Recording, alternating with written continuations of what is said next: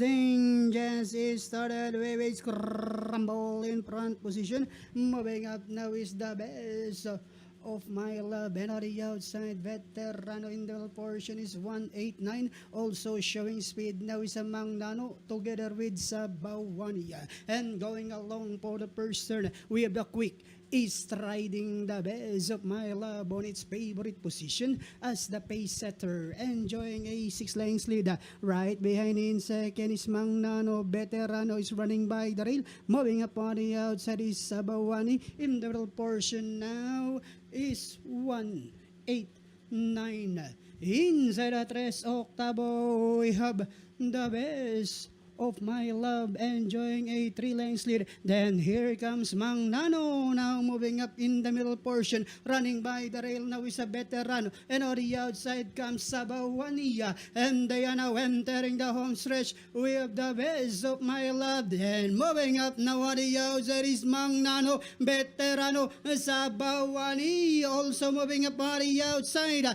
and then down the stretch they come. We have Mang Nano, this time by about 2 lengths.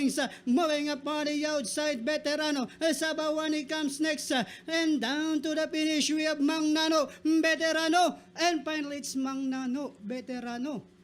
Third, Crulisa, then comes Crying Lightning.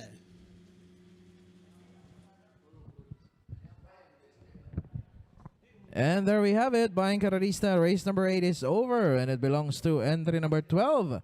Mang Nano, ridden by Jockey R.D. Raquel Jr. And it's 12-8-1, unofficial order of arrival. Let's check the rest.